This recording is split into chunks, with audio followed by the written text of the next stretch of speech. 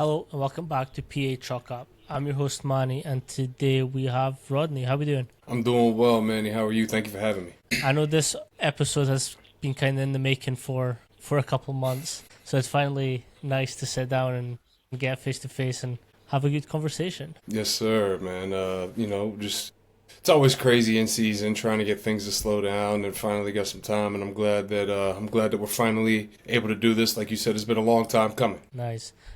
For people watching and listening, if you can just sort of give them a rough background on how you got into this industry. Sure. So I grew up playing football. Loved the game, loved the sport. Played in high school, played in college at Howard University, which is the HBCU.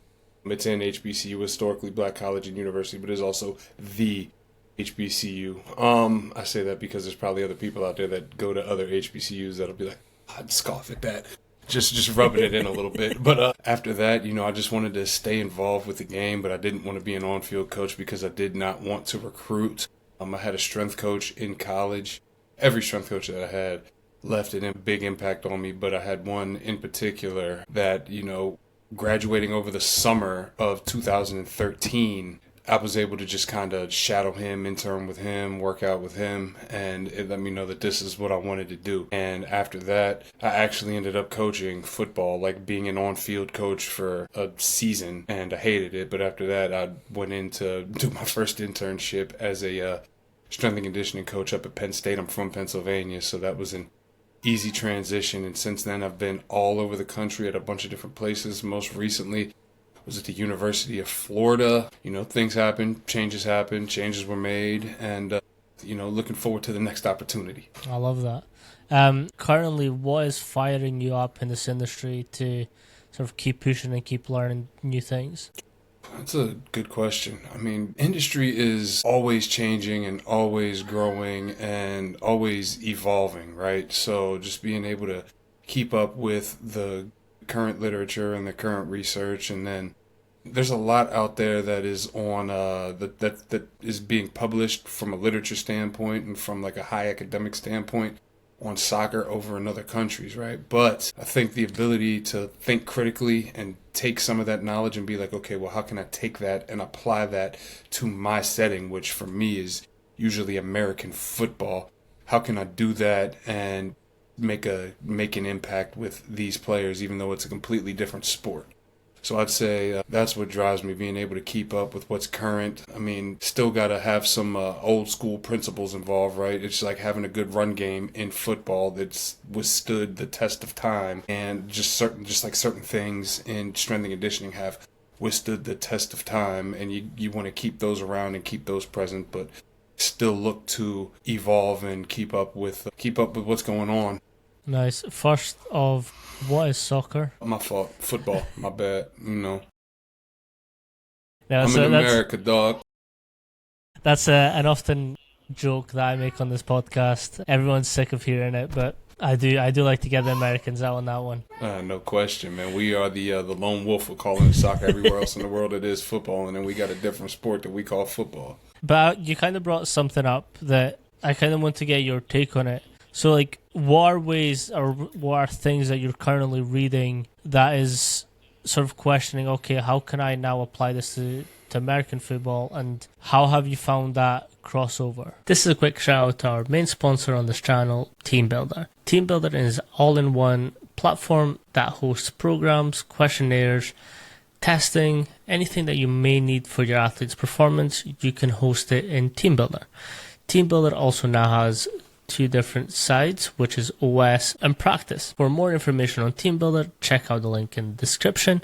And if you use code PAChalkup all together, you will get a 30-day free trial. I think the biggest things for me have been sprint exposures and hamstring health, because no matter what the sport you play is, you're probably going to end up with somebody with a hamstring injury if they have to sprint, right? So that would be the first thing. And then the other thing for me is return to play, because if somebody's going to sprint and they're going to pull a hamstring, you're going to have to return them to running or return them back to the field. That's something I got involved with the medical team at Florida, and something that I've been really trying to dive into a lot more, just so I can have another niche to be able to make myself useful and be able to make myself valuable and ultimately help the athletes and help the people, the population that you're working with. And I mean, I think there's a good amount of crossover between some of that stuff because it's general, right? Sprinting is sprinting, whether it's a receiver, a skill position, or it's a midfielder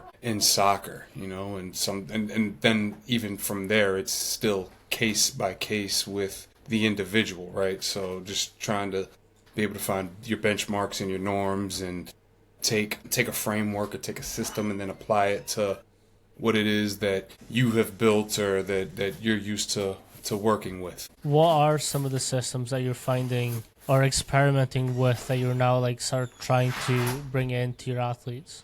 So this one isn't in literature necessarily, but back in May, there was a conference at the University of Indiana, and there's a man from Canada, where I'm sure they also call it football and not soccer, right, named Derek Hansen, and he held a symposium, if you will, where he basically gave us all of his knowledge on acceleration, return to play, and he's got a system that he developed called the 10 by 10. And basically what that is 10 runs at 10 yards, right? And you can manipulate the time that it takes you to do it. Yep, that's him right there. Shout out Derek Hansen, the OG. Running Mechanics Pro, I believe, RPM, Running Pro Mechanics, something along them lines, RMP. Yeah, Running Mechanics Pro is his website, and that's where you can learn more about all of that. But just being able to implement that 10 by 10 system, whether it's manipulating the rest times, manipulating the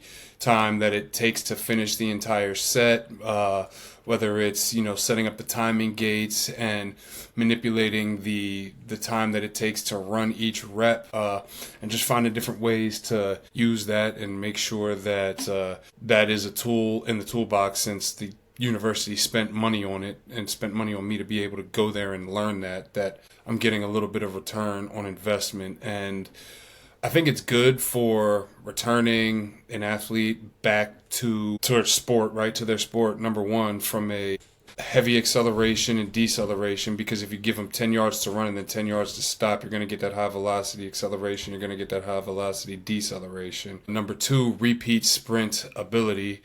And it doesn't always have to be like this, but if you're telling them, hey, you've got to finish this as fast as you can, and the fastest time I've seen today is 1.5 minutes, and they're going to try and beat that, you're going to get a repeated sprint ability. So being able to increase their general fitness and overall conditioning, I think has been great. And it doesn't always have to be that fast. You could slow it down. You can slow down the time between reps. Okay, now once you come to a complete stop, I want you to count back from 10, especially if you're really regressing it for a guy who's really, really just returning to running. But also, if you've got somebody that, you need to get back on the field, like right now, like the coaches are like, hey, he needs to get back. You put 3 sets of 10 by 10 on them as fast as they can go and give them a couple minutes in between each set. They'll be back on the field the next day, because they're not going to want to do that again, because it's not fun. Yeah.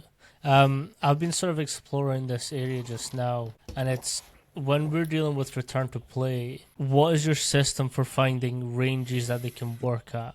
So I'll give you an example. I had a field hockey player. Now I need to specify that, because if I say hockey, you think ice hockey. No doubt. That's funny. So I had a field hockey athlete, and she had essentially,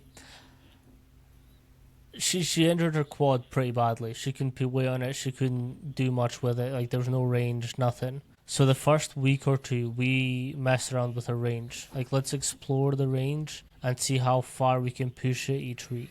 And then I built some eccentrics in there, isometrics. Then I went and did a little bit more landing mechanics. And then it got to the end where we were full on sprinting, cutting. And she tolerated that really well towards the end. But it did start with us just, again, finding that range of what is comfortable for her. And then pushing beyond that to then start properly returning her. For sure. No, I think that it's exactly that. It's being sound in your approach and still being a little bit aggressive, right? Because as a strength coach, you still have to kind of push it a little bit, right? Let's see what you can tolerate. Let's see how much of it you can tolerate. And if you can't tolerate this, then we'll regress it a little bit, right? I was talking to the director of sports science at LSU the other day. Shout out Coach Jordan Pinella, right? Real good dude. And I don't know if he's been on here or not, but somebody that you could have a real good conversation with, especially as far as return to play goes. Real sharp dude.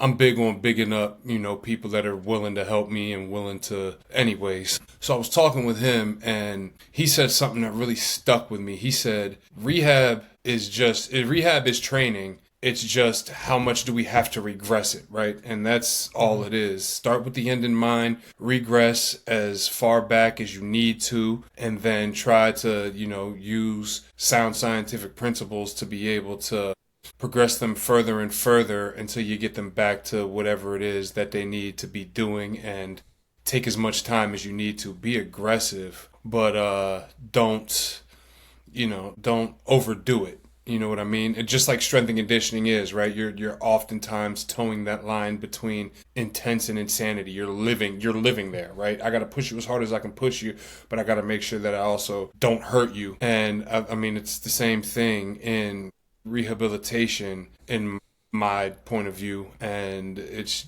just regressed 100%.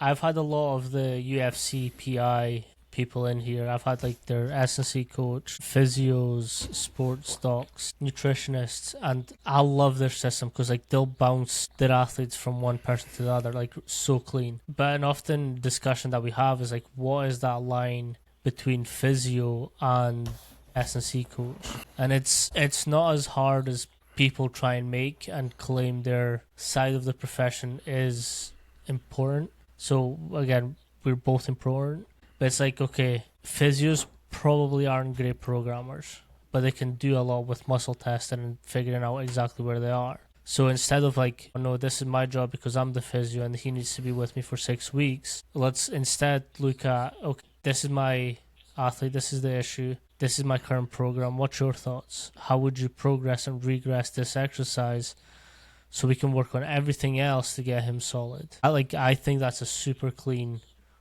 way of interacting between S&C and physios. 100%. I agree with that. Absolutely. Everybody's got to be on the same page, right? It's got to be collaborative. Otherwise, you might do the same thing in the same day that they already did, and that's something that could hurt the athlete. But also being able to define, okay, with this type of injury, when they get to this checkpoint, now we can hand them off from a physio, from an athletic trainer, from a physical therapist, to whoever the medical side is, to that strength and conditioning coach. And then this is where they start them. And I mean, as the strength and conditioning professional, you also have to have a clear and cut, and I'm not saying I do, but you just have to have a clear and cut approach, right? And know what you're going to do. Okay, when they get to me, they've done these things. So now to progress them to where they need to be, we need to start here. And once you meet this, it doesn't have to be a timeline necessarily. It's more like a checkpoint or a check box. So that box can get checked before that, or it can get checked after that 2 or 3 weeks. You know what I mean? It might take them 4 or 5. It might take them 2 before you progress to the next thing. It's a case-by-case basis. And just, being able to, again, to have sound scientific principles, know what you're talking about, and being able to build off of what was done in the rehab and continue to move them around with the end in mind and progress them through, whatever your progression is until they can return to sport. Yeah. Something you said at the start that I kind of want to get your take on it. What processes are you going through to prepare your athletes for such a high intense run game? What type of processes? I mean, again, I think you got to start with the end in mind, and you got to work backwards. Now, I'm not the head strength and conditioning coach. I've never have been. I was the director at Howard University, the HBCU, like I said earlier. But, at Florida, I thought we did a fantastic job, right, with reverse engineering what the game is. And we kind of broke it down into four different, I guess, subcategories, right? Your high velocity accelerations, your high velocity decelerations, your tempo yards, and then your high speed yards, right?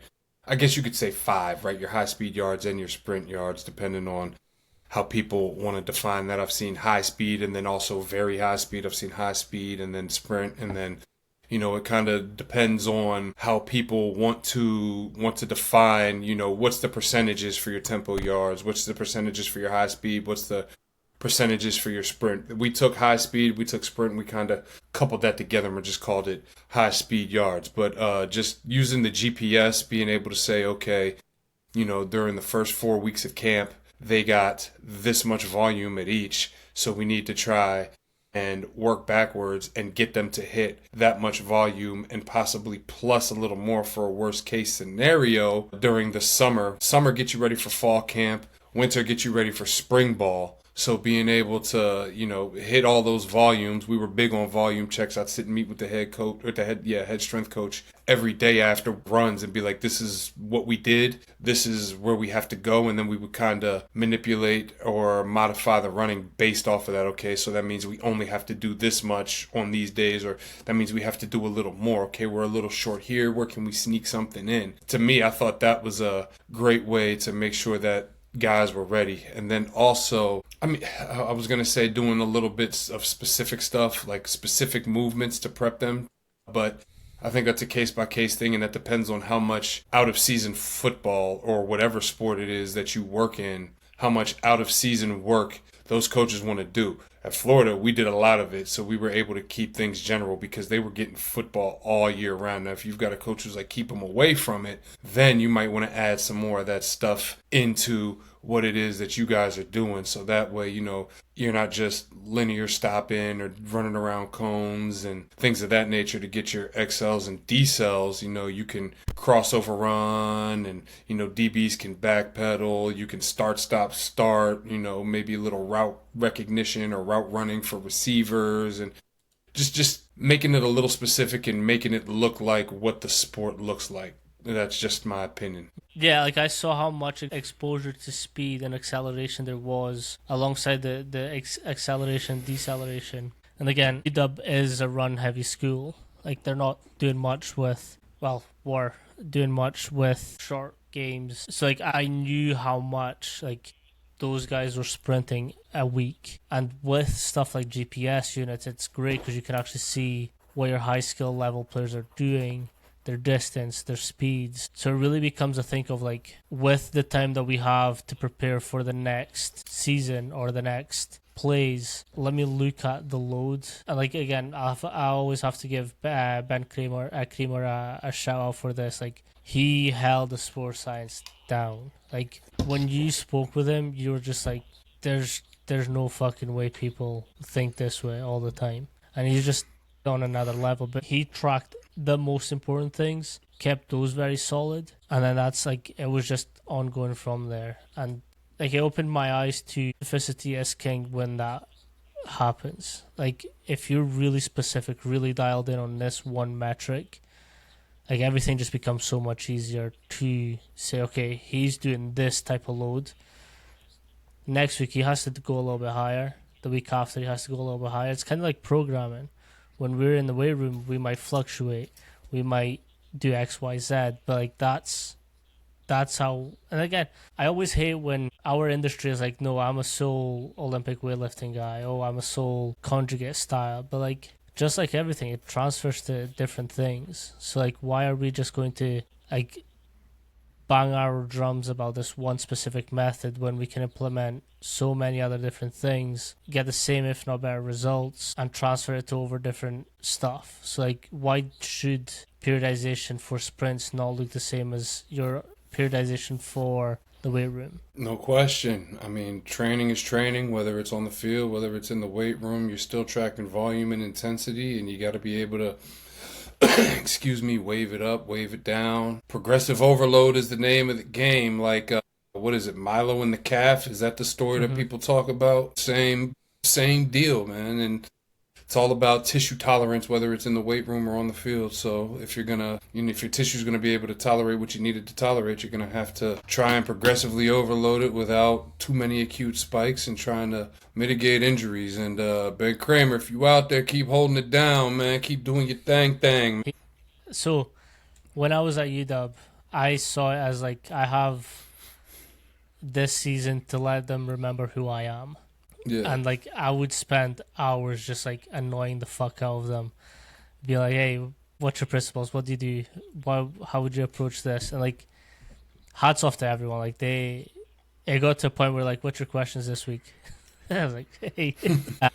But no, like it's insane, and this is something that the podcast has always taught me as well. Is like when you sit down with people for an hour or so, like you start getting an understanding of like how their brain works and how they implement certain things. Yeah, no doubt, man. And everybody's a little different. And I'm sure that, sitting here and talking to all these different people from all these different backgrounds and all these different training philosophies and ideologies, you've gotten to share a lot, but you've also gotten to learn a lot. And I mean, that's great. I think that's awesome. How with your role at Florida, like what were some things that were developed during your time there that you saw having an impact on the program? I'd say the way that we tested, the way that we implemented our quote unquote sports science, our performance technology, whatever you want to call it, right? I thought the way that we collected the data, looked at the data, and then the way that we shared it and collaborated with everybody else, like especially sports medicine,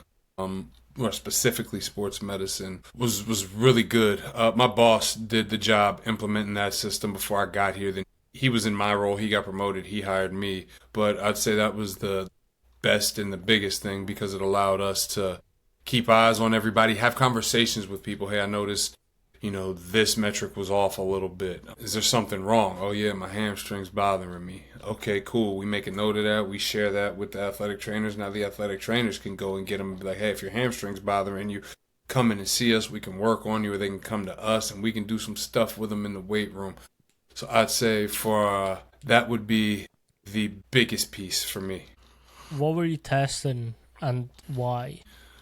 We were big vault program. And I have to bleep that. My fault. I'm joking. Go ahead. I'm about joking. to say I'm not. I'm I'm about joking. to. I was even gonna say there's some people out there that might be mad at me saying that. They know who they are if they hear this, but they're gonna be mad at me saying it just was what it was. You know what I mean? But anyways, we had the force frames. Once a week we would test. We would test the shoulders, internal and external strength. From this neutral position, quarterbacks were from there. Obviously, football's played here.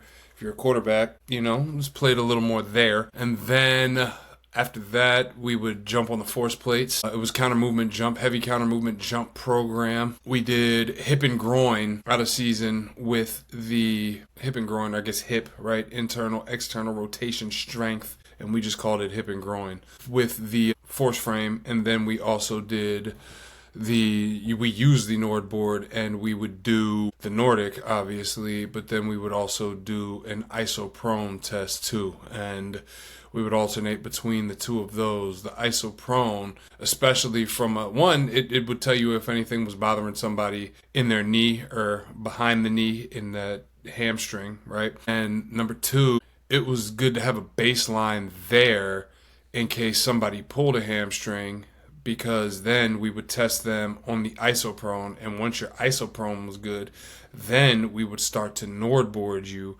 and try to get those metrics back to as close to baseline as we could, or at baseline or beyond, to then get you back onto the field. That was just a benchmark to be like, okay, he's getting better. Let's get him back onto the field. It wasn't like, oh, well, Nordboard looks good. Let's get him back on the field. It was just one of our check marks.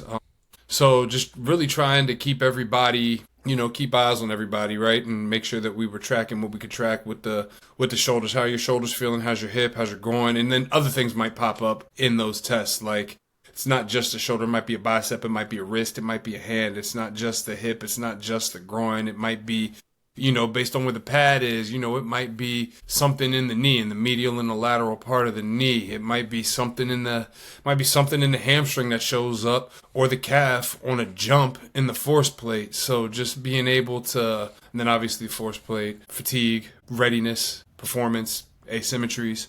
But just being able to make sure that we track all of this Nordboard, eccentric, hamstring strength, asymmetries, and just being able to use all of this to keep an eye on everybody and let them know, hey, we care. We're using all of this. We're testing all of this to make sure that, you're being looked after, and that we can do whatever it is that we need to do to help you, and if your hamstrings are weak, especially compared to your position group, or your shoulders are weak, or, your hip and groin, you're going to get some extra work on those to make sure that we strengthen those, because we don't want any injury risk, or we want to mitigate injury risk. So you've unloaded a lot, which I've wrote down, so I'm going to get you to break it down a little bit more. You've kind of mentioned that the metrics that you're looking at, you're kind of looking at different things for different tests, and by the sounds of it, you're also sort of fluctuating exactly what you're measuring depending on at what stage they are, which is fascinating to hear. But when you're testing like force plates, what metrics are you looking at in general, and what other specifics ones come into play when you see different things occurring with your athletes? We could spend the entire rest of this time talking about that. I'm going to try to be as short as possible with that one. And I track things. Let me just start off by saying this. I track things the way that I track them, the way that I thought worked for me. That's not to say that there's not another way or even a better way to do things. Do it how you want to do it. Oh, I wouldn't do it like that. Then don't do it like that. I don't care. It works for me. Not you specifically. I'm talking to everybody else out there that thinks that, So the good thing about this podcast is I have everyone from all walks of life. So everyone's been exposed to all different things. Very science-heavy coaches and very practical science-heavy coaches. No one gets jumped on. I also don't allow that culture. So unload. Doubt. And I mean, if somebody got a problem, they can come see me about it, man. Anyways, sorry. Force plate metrics, right? Number one for me is the just the way that I was brought up, the way that I was taught from a performance and from a fatigue standpoint is the RSI modified, right? Now, RSI modified is different than the true RSI, because for a true RSI, you need ground contact. With the RSI modified, I guess they made that so you don't have to have the ground contact, so you can just jump, right? Time to take off, which is your eccentric and your concentric duration, and I guess technically there's a little, force at zero velocity in there. And by your jump height, right? And ideally, you want somebody to spend as little time trying to develop the power necessary, the force and the rate of force development, the power necessary to jump. And then you want them to spend as much time in the air as possible. Those are your more efficient movers. Those are your more efficient force and power generators.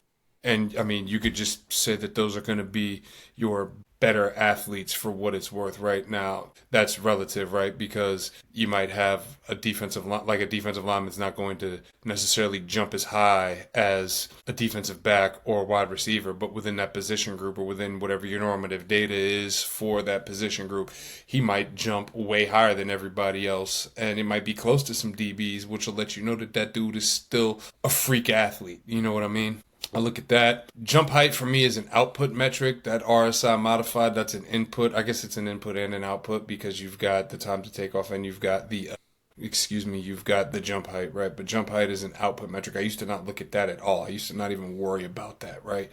But then you got to worry about how they unload. What does that look like? Spending some time on the force time curve and seeing what trends you can find in that force time curve from leg to leg. But with vol, what does that eccentric decel look like from an impulse standpoint and from a rate of force development standpoint? What does the decel look like, and what does the braking look like, right? One is from the start of the jump from the start of the unload to force at zero velocity, and one is from the fastest point in that jump. So once we reach the fastest point, how are we slamming on the brakes? How are we decelling then, right? To the point of zero velocity, or when you go to change that amortization phase, right? So being able to look at those, so that way you can break it down and say, okay, eccentrically, he's looking like this. But once you get to the fastest point of that deceleration, this is what it's looking like. Is it too much for him to handle? Is it changing at all? Right? Looking at the impulse, looking at the rate of force development, looking at eccentric mean force, right? Because if you're returning somebody to play, specifically from like an eccentric standpoint, or I guess from a concentric standpoint too, right? You can be like, okay, the total force that they're putting out on one leg or on both legs looks good, but what does that rate of force development look like, right? If the rate of force development still isn't there, then you might want to hold off, continue with your RTP, and try to get it back to where it's even. So that way, they don't go out there and try to sprint really hard and push off of one leg and blow out and mess up whatever it is that you thought was healthy, right? Or even try, if we're talking eccentrically, try to decelerate on that leg, and then the same thing happens, right? You never know what the mechanism could be. Concentrically, they've got the P1, they've got the P2, so in the first phase of the jump, the second phase of the jump, what does that look like? But also, your rate of force development metrics, your total impulse metrics, and you want to look at those on both legs also. Then what does that landing force look like, right? Some people use impulse momentum, which is widely considered the gold standard. So, I like impulse momentum, right? What does that look like? How is that landing? Are they landing too hard? If they're landing too hard, that probably means that they're landing stiff, right?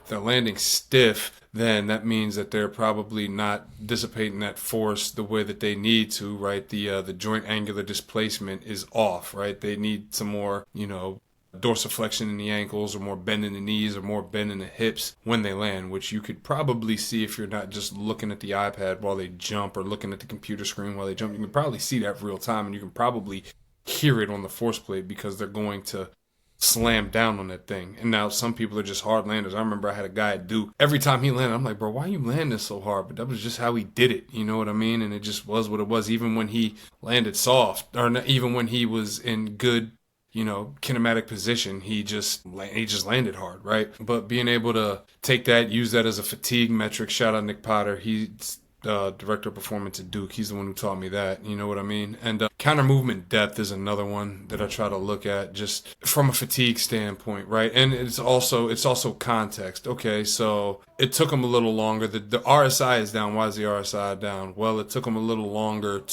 but they jumped higher. But that counter movement depth has increased, right? Okay, it took them a little longer. The counter movement depth increased, but they jumped higher. Not really a big deal. Not something I would flag somebody for or watch for something. So just being able to use the context and look at some of those metrics, and being able to decide whether we need to flag somebody or have a conversation with somebody, and then looking at asymmetries. Asymmetries are kind of whatever to me because they vary week to week, but if they're super duper off, like 20%, 30% and above, then we got to have a conversation and we got to talk about it, right? And we got to see what's wrong. Now, I mean, if there's a pre-existing injury that you already know about and somebody's like 18% off on one of your asymmetry metrics, then, you're like, oh, well, I know what it is. I'm going to flag it just so we know, but we just need to track it to see if it's getting better, if that makes sense. I know I just said a whole lot. No. There. So I've been writing down notes. You're good.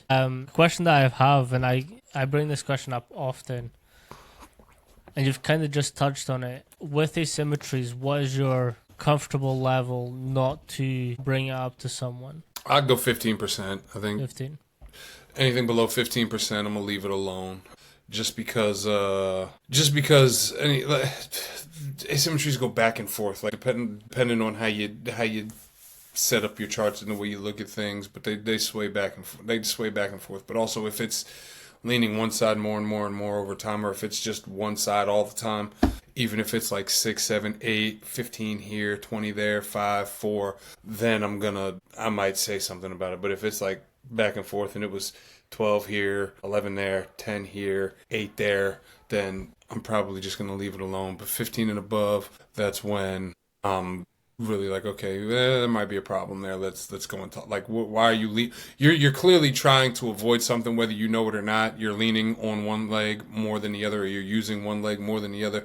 What's the problem? And does it depend on positions? Shoot, it depends on position, and then it even depends on the side of the ball, man. Like, somebody plays on one side, again, that's that context, right? If somebody plays on one side of the ball more than the other side of the ball, then like an offensive lineman, he's kicking on one side of the ball, or a defensive lineman, he's pushing off of one leg more than the other, then yeah, you're going to get those you're going to get those asymmetries. You're going to see those. And I mean, it's not always a bad thing, right? Almost like a pitcher, right? In the asymmetry that you're going to see in one shoulder versus the other shoulder. So yeah, I would 100% agree with that. And then even with kickers, the plant leg versus the swing leg, there's always some sort of asymmetry there with them, and it's just, you keep an eye on it, make sure it doesn't get too far out of whack. But it's just one of those things that you kind of grow to expect. And then yeah, depending on if you're an offensive lineman, like say an O-lineman, he's got to kick on one leg, he's going to post on the other. But if I'm kicking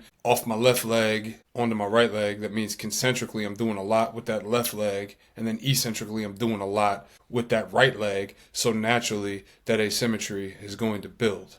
And it's just, like I said, you want to keep an eye on it and make sure that it doesn't get too far out of whack as the season progresses. Yeah. So when I was at college, so across here, college is one thing, university is a different thing. So I did college and then I went university. When I was at college, I was able to run a study because the way the college works, you have to have some work experience mixed in there. So I did my work experience with the SRU, which is the Scottish Rugby Union, and those are like the international players for the development squads. And we had a national testing day, so the people from Edinburgh and the South all got together and we tested all our athletes, had pizza afterwards, great day.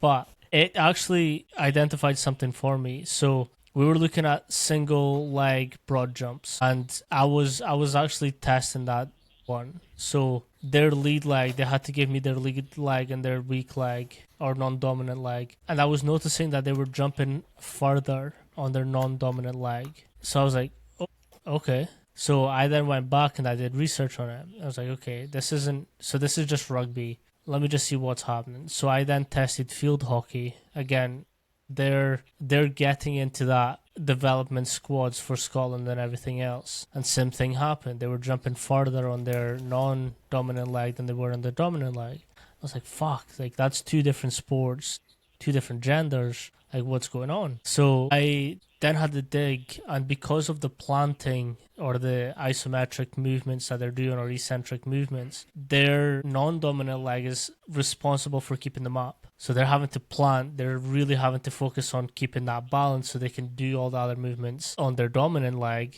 So it's actually getting some work in while the dominant leg is doing its thing. So this asymmetry became really like fascinating to me, because now there's a chance that you're actually stronger on your non-dominant leg than you are on your dominant leg because of this. So then, again, it led me down this rabbit hole of like, what is a good percentage for asymmetries? What does asymmetries mean? It depends on the person as well. Like if they're hypermobile, they're not at bigger risk of injury because they're hypermobile. They're a higher risk because of the extra flexibility. And then that's a different ball game as well. So like a lot of the stuff that we test at university here is hamstring to quad ratios. And what does that mean? So when we're looking at quad to hamstring, you're wanting like a 3.4 or something. Like it's very small. Like if you have a hypermobile athlete, does that mean he's a bad athlete or he's a higher risk of injury? Not necessarily. It depends on how much load they're able to tolerate through that hypermobility. So then it becomes a game of like, okay, you're hypermobile, that's fine. Like, how can we strengthen your end ranges? I found that like asymmetry is very fascinating, and non-dominant to dominant legs as well. I like that. I like that a lot. I think that's a really interesting case study, and I think that is an awesome case study, and maybe something I might try to take and apply with the athletes at wherever I end up next, if everybody's on board with it. I think that's fantastic. Check that mobility, and if you're hypermobile, what can we do to strengthen those end ranges and help try to rein that asymmetry back in a little bit? I like that a lot. So there's actually a coach. She's from Switzerland, and she does a lot with gymnasts, dancers, synchronized swimmers. It's like really hyper flexible people, and she has this great philosophy. It's like, it's not strength work. It's finding your range and strengthening it. So like if you're at your farthest range of motion, I'll switch this over. Like if you're at your farthest range of motion on your shoulder, like what can we do here to strengthen this so that when you eventually have to make a tackle that's a little bit off your safety zone, can we still make that strong enough to tolerate that explosiveness and that impact zone. I like that. I like that a lot. I mean, obviously the time you run into with collegiate athletics, especially a sport like football, where you have American football, where you have 100 guys, is the amount of time that you get to be with these guys. You know, finding time to implement that. But I think that would be, I think that'd be fantastic. That might help with a bunch of shoulder and bicep and injuries of that nature when people are tackling, like you talked about. People go in one arm and blow that arm out, and then what happens? You know what I mean? So just being able to help with that, or being able to say that you're doing something to help with that. I like that a lot. And then caveat to that as well. Again, how can I say this without getting myself into trouble? I know a coach who I really respected, but he started making types of content that were going against other coaches and slating them, but going through their athletes. Which I bet I know who you're talking about. He's from Scotland. I know who you're talking about, but the guy I'm talking about is from Scotland. I've told that specific coach to his face that I love him as a human, but as a content creator, I fucking hate. But anyways, he had. Again, this isn't something that I can take away from him, but I have added on to it. He had this great system where he developed, it's not really a return to play, but it's a preparation to impact. And it went from like isometrics, coming out at isometrics. Then you do like some heavy under tension work. You would move to higher rate of force development movements. He would then add ballistics. So you're going from a isometric all the way to ballistic range to, again, no action in sport happens slowly, right? Of course. You don't get injured for going slow. So he was developing this process of like, okay, I want to make them strong isometrically. Then coming out of isometrics, then heavier under tension movements, then your more plyos, then your ballistics. So like I think for shoulder specifically, he had Swiss ball and he was just doing like tantrums on them. He was just like going really fast, just hitting Gotcha, it. yep. And like that was the start of me being like, okay, this is a fucking really good system for developing strength across A, the joint, and B, like full range. Because you're starting isometric, you're starting fucking wide. And he's not exposing it to the comfortable zones. He's exposing it to the wide, out of reach zone. So it's a great way to build strength and explosivity in the weaker areas. I like it, man. Working up or working down, however you want to call it, the force velocity curve. I mean, that's definitely the way to do it. And trying to make it relate to the sport that you play, or trying to make it relate to, you know, the mechanisms that cause the injuries within the sport. So I think that's fantastic. I like that too. I think that's another great case study and something I need to look into. See, this is weird because I'm not usually the one dropping bombs. Nah, man, nice. I like it, man. It's good. We were talking, and then you got into like, hey, I know this, I've seen this, I've seen that. I like it, and I think that's I'm not the smartest dude in the world, so I'm just out here doing what I know, and you know, if somebody's willing to teach me something, I'm willing to learn, and I like that. I'm like you. I'm over here making notes on all of that stuff, and I think that makes a lot of sense, man. That's what we're here to do, is learn from each other, right? 100%, and that's what I love about this podcast. But I'm actually interested in the second part of my question to your testing, and I found this fascinating, specifically because of the certain things that we've been talking about in development and progressions. You were kind of mentioning that, like for your force frames and your Nord boards, you're kind of looking at progression of things. So like you start with a Nord board, isometrics, and then you're kind of developing it into different tests. And that kind of got me like asking two questions. One, what do you say to the standardizing of things? Because like if you're switching tests, the specifics or the goalposts kind of move a little bit, which the way you were explaining it made sense to me. And I was like, yeah, they should change. And like how does that sort of process happen for you, and like the testing metrics? Why are you like moving the goalposts towards a better performance? I don't know if I'd say we're necessarily moving the goalposts. We just alternate. 1 week we do the isometric, 1 week we do the Nordic. We just want to keep track of both. And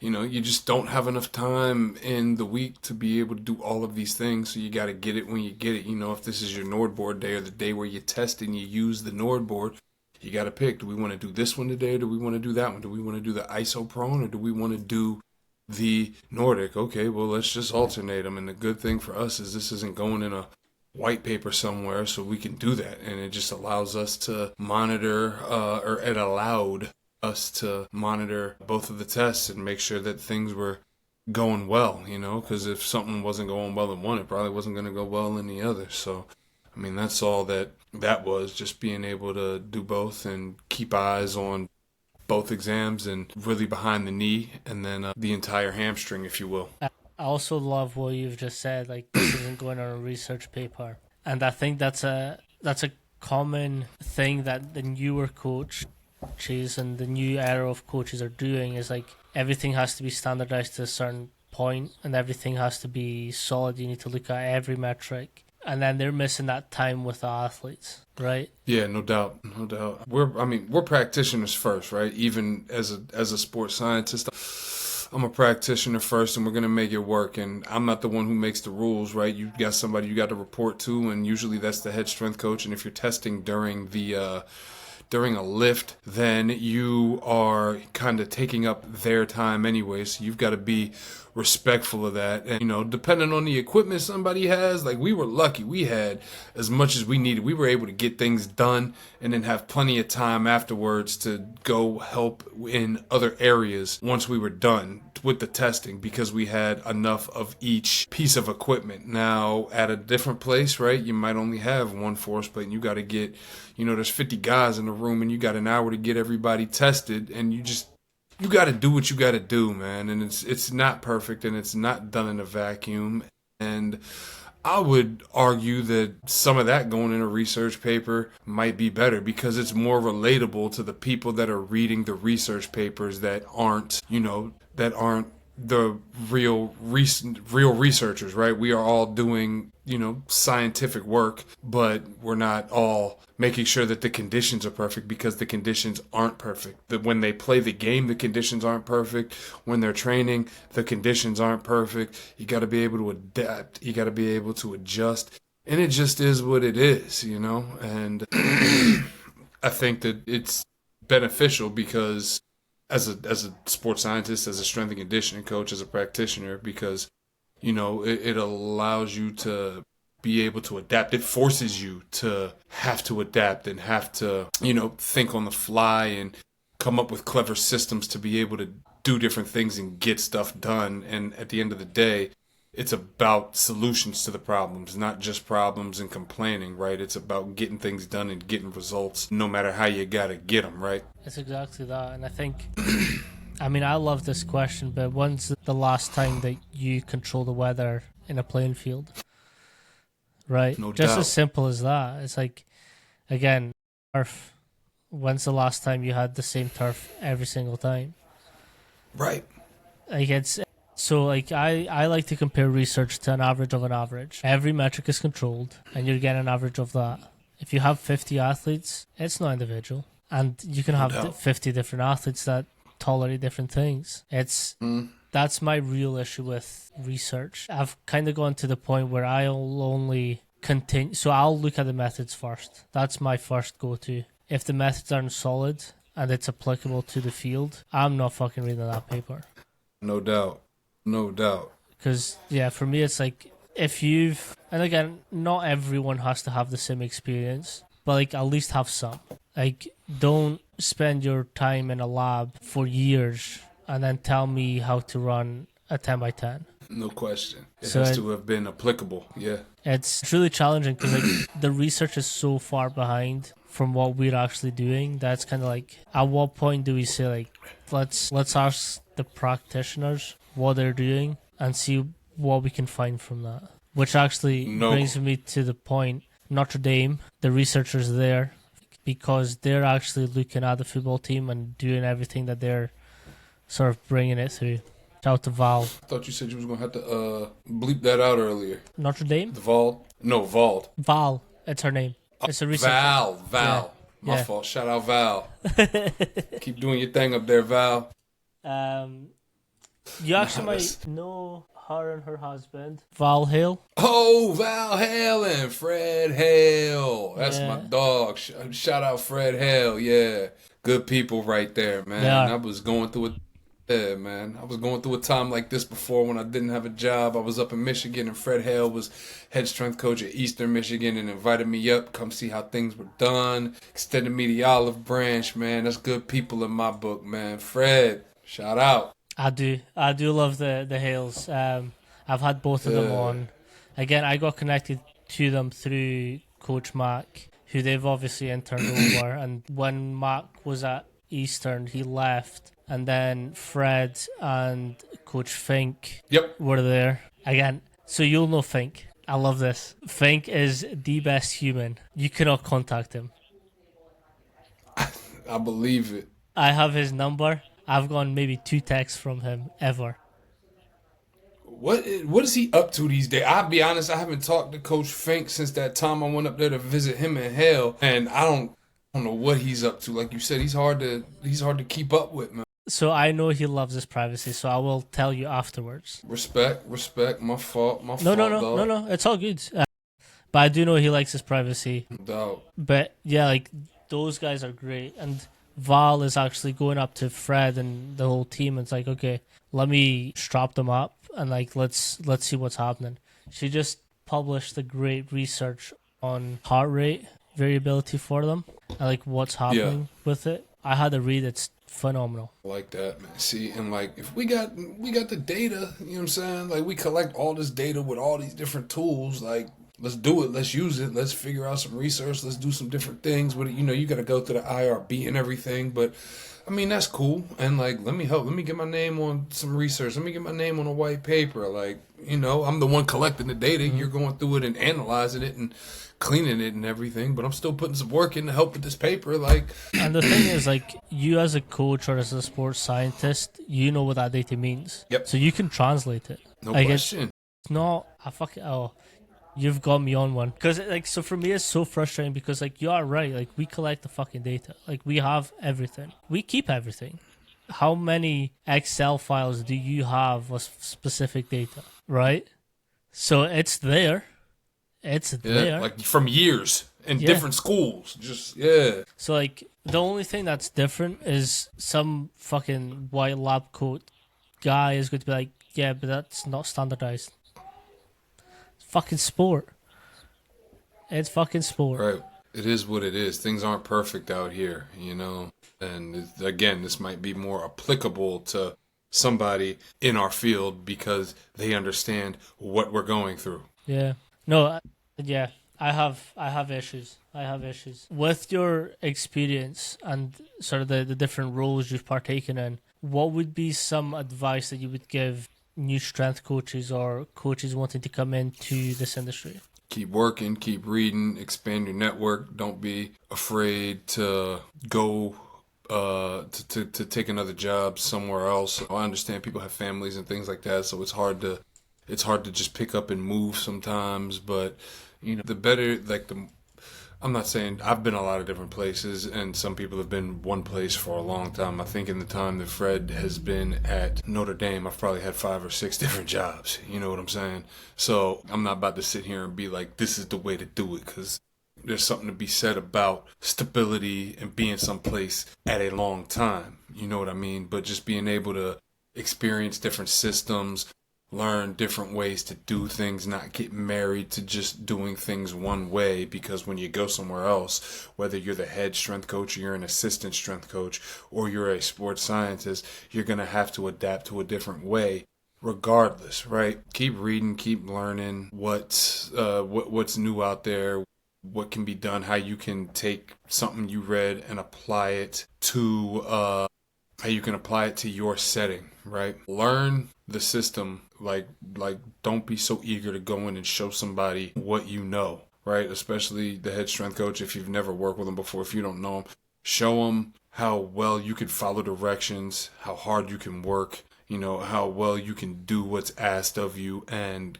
be a great assistant, right? Obviously let's say you gotta dress for the job that you want, or you gotta, you know, like it's always an audition, but you still have to be great at being an assistant, and your work will shine, through all of that. Also, just remember, just because you think you tight with somebody, not everybody is your homie, right? Especially when it comes time. Like, there's two types of coaches that have been fired and coaches that are gonna be fired. And when your back is against the wall, the people that you thought you were tight with, a lot of them won't even really try to help you like that. You know what I mean? They only want to talk to you when you're up. Not everybody wants to talk to you when you're down, and that's life. You know what I'm saying? Just keep that in mind and remember who the real ones are as you kind of matriculate through this, and the ones that really held you down when they didn't have to, when it didn't benefit them at all. Those are the real ones. 100%. Again, I kind of mentioned at the start.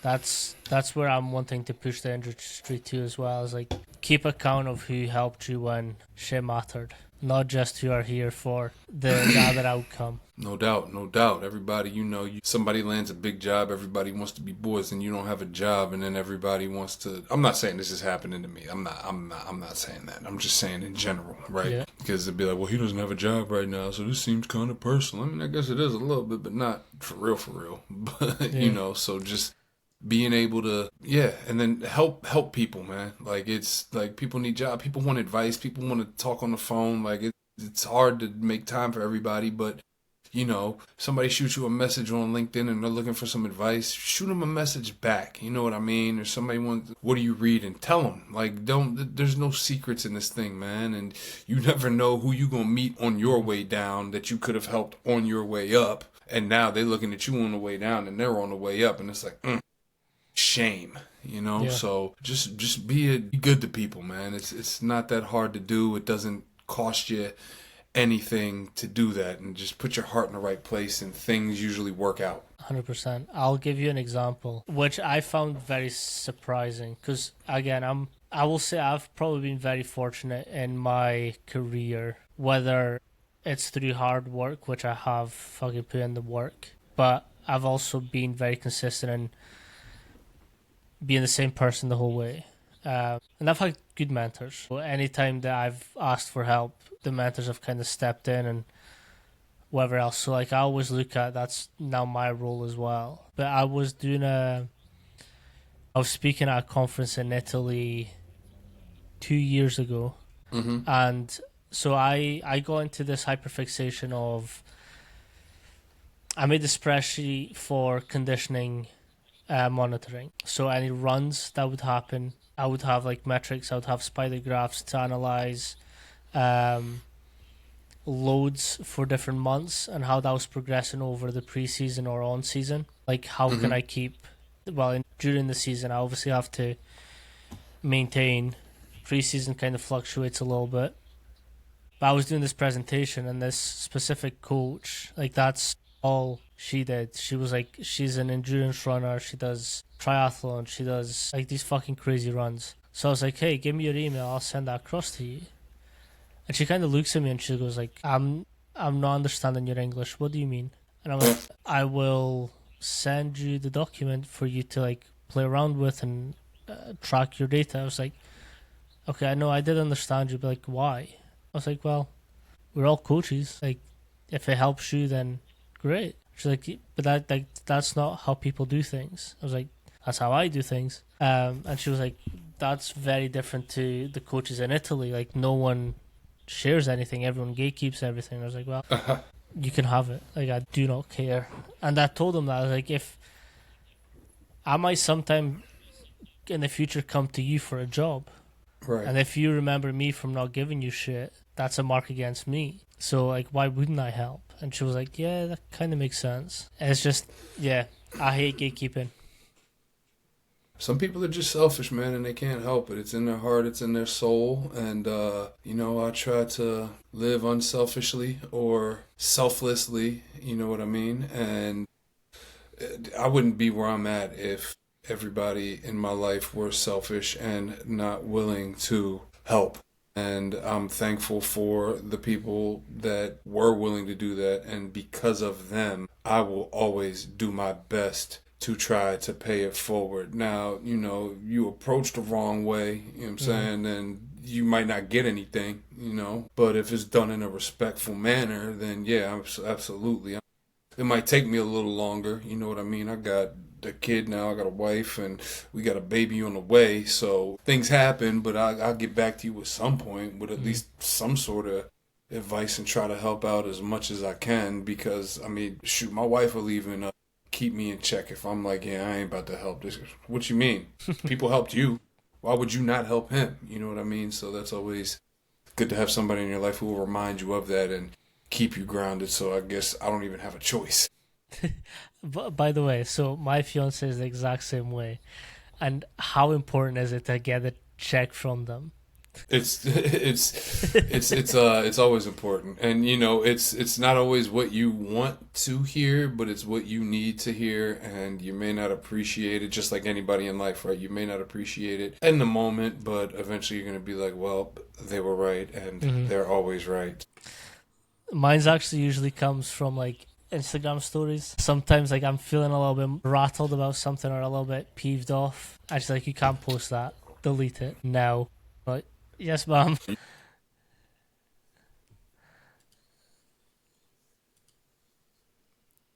Oh, like so for me, don't be elitist, right? No question. Like everyone's shit stinks, right? Yep. So like don't paint yourself off to be this mightier than thou, because that pisses me off.